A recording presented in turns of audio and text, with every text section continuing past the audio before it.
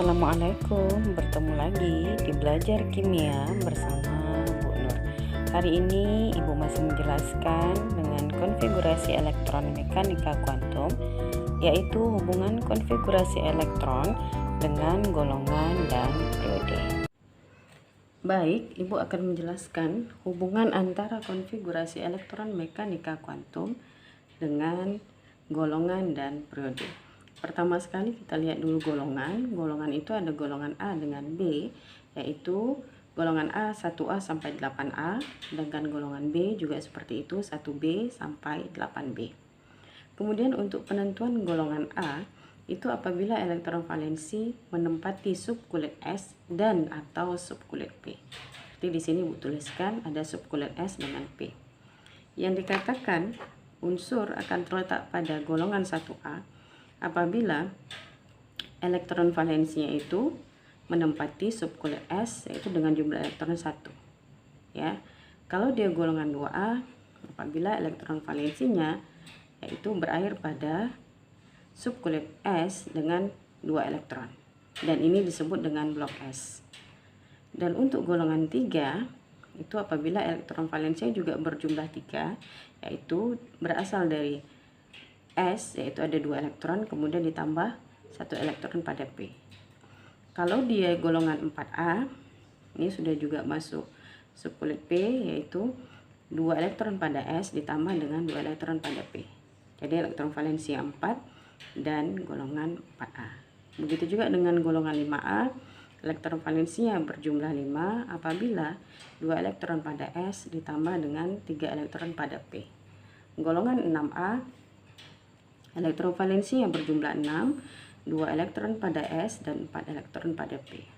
Golongan 7, tentu elektron valensinya juga berjumlah 7, yaitu 2 elektron pada S dan 5 elektron pada P, serta golongan 8 apabila elektron valensinya berjumlah 8, yaitu 2 elektron pada S ditambah dengan 6 elektron pada P. Dan apabila elektronnya itu berakhir atau elektron valensi itu berakhir pada subkulit S dengan P, atau mungkin kalau kita lihat ini adalah P akhirnya, maka elektron tersebut atau unsur tersebut akan dikatakan terletak pada blok P. Oke, itu golongan A. Kemudian kita berpindah ke golongan B. Golongan B itu apabila elektron valensi menempati subkulit S dan D serta subkulit S dan F. Jadi di sini ada subkulit S dengan D, ada subkulit S dan F, ya. Dikatakan, nah jadi ini sedikit berbeda, ya. Dikatakan kalau dia terletak pada golongan 1B, itu apabila elektron valensinya berjumlah 11, di mana apabila elektron itu menempati 10 elektron pada D dan 1 elektron pada S. Golongan 2B apabila elektron valensi itu berjumlah 12, apabila menempati 10 elektron pada D dan 2 elektron pada S. Sedangkan untuk golongan 3, ya, serta golongan 8 mungkin, ya, itu mungkin seperti normal saja, tetap kita jumlahkan. Nah, ini kalau kita lihat elektron valensinya berjumlah 3. Kenapa? Karena 1 elektron pada D dan 2 elektron pada S itu jumlahnya 3, maka dia golongan 3B. Golongan 4, ini elektron valensinya juga 4, 2 elektron pada D, 2 elektron pada S. Ini golongan 4. Ya, begitu juga dengan golongan 5, elektron valensinya 5, di mana 3 elektron pada D, 2 elektron pada S. Golongan 6 itu apabila 4 elektron pada D dan 2 elektron pada S. Golongan 7, elektron valensinya berjumlah 7 juga, yaitu 5 elektron pada D dan 2 elektron pada S. Hanya pada golongan 8 ini kalau kita lihat, oke, yang pertama itu elektron valensinya berjumlah 8, yaitu 6 elektron pada D dan 2 elektron pada S. Namun yang berjumlah 9 serta berjumlah 10 itu juga menempati golongan 8. Dan apabila elektron valensinya seperti ini atau menempati subkulit D, maka ini dikatakan unsur tersebut terletak pada blok D. Oke, Itu kalau seandainya baru kita lihat hubungan subkulit S dengan D. Bagaimana dengan S dan F? Oke. Apabila elektron valensi atau mungkin elektron terakhirnya menempati subkulit S dengan F, itu dikatakan golongan transisi dalam. Dan posisi golongannya itu boleh juga disebut dengan golongan B, ya, sama dengan golongan B. Jadi merupakan perpanjangan dari golongan B seperti ini, ya. Dan pada golongan transisi dalam itu dibagi dua. Ada golongan lantanida dan ada golongan aktinida. Yang dikatakan golongan lantanida apabila unsur atau konfigurasi elektron tersebut, konfigurasi elektronnya itu menempati yaitu pada subkulit 4F1 6S2, ya, sampai dengan 4F14 6S2.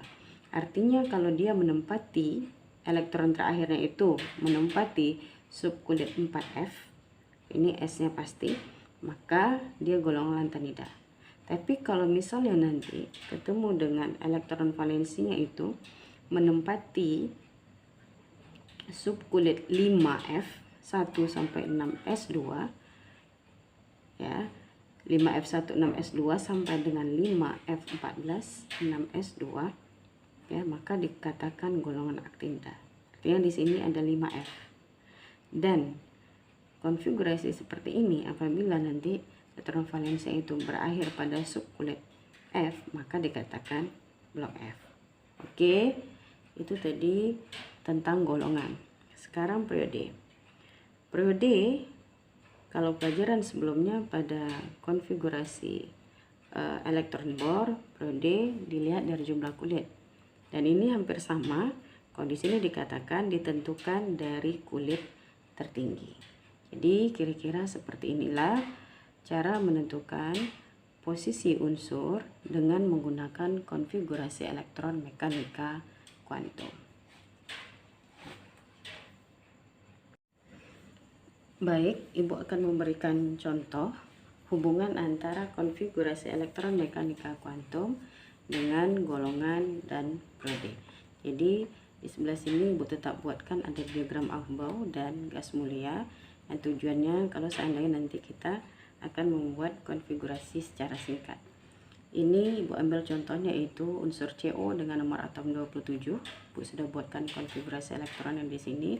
Tentu kita mulai dari 1S2, 2S2, 2P6, kemudian 3S2, 3P6, kemudian lanjut ke 4S2 dan 3D7, sehingga jumlah elektronnya 27. Dan kalau kita ingin membuat konfigurasi secara singkat dengan gas mulia, tentu kita batasi dengan argon atau menggunakan gas mulia argon dengan nomor atom 18. Argon berakhir pada 3S2, 3P6. Jadi setelah 3P6 kita lanjut dengan 4S2 dan 3D7, sehingga jumlahnya juga 27 elektron. Oke, sekarang kita akan tentukan elektron valensi kulit tertinggi, blok, golongan, dan periode.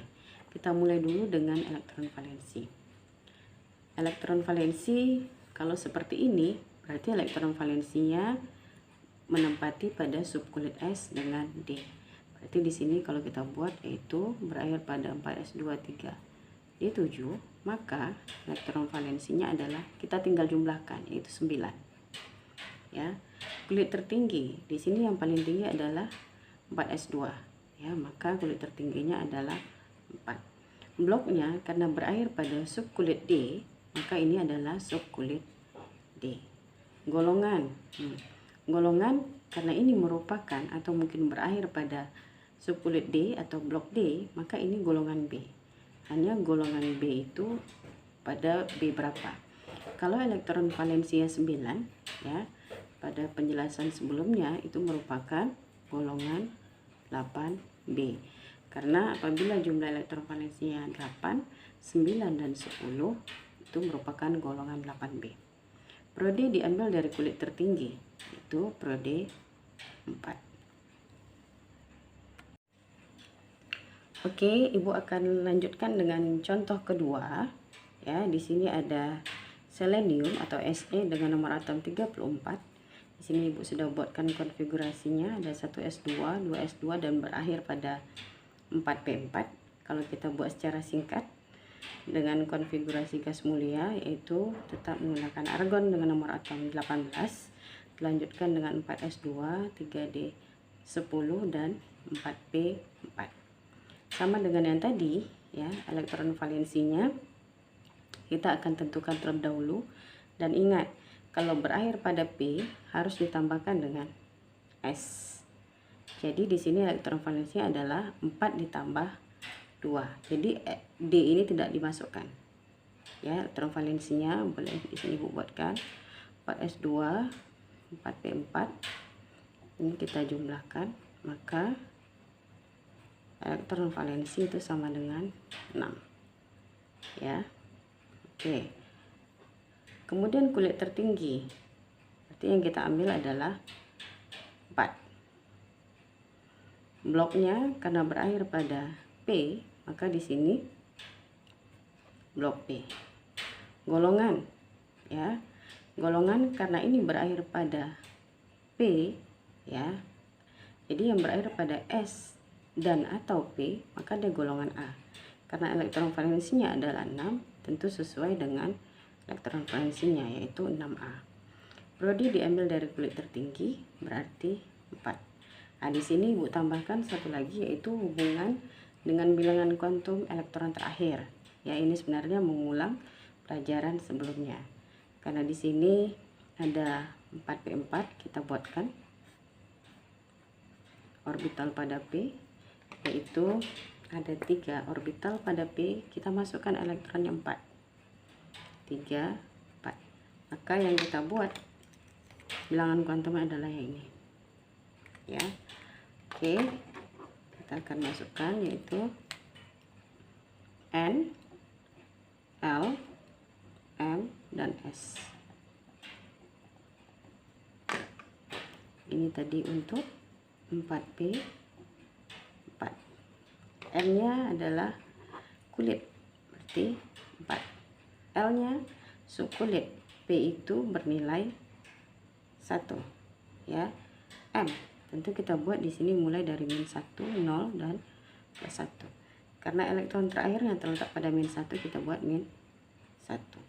S-nya arah spinnya ke bawah, berarti -1/2.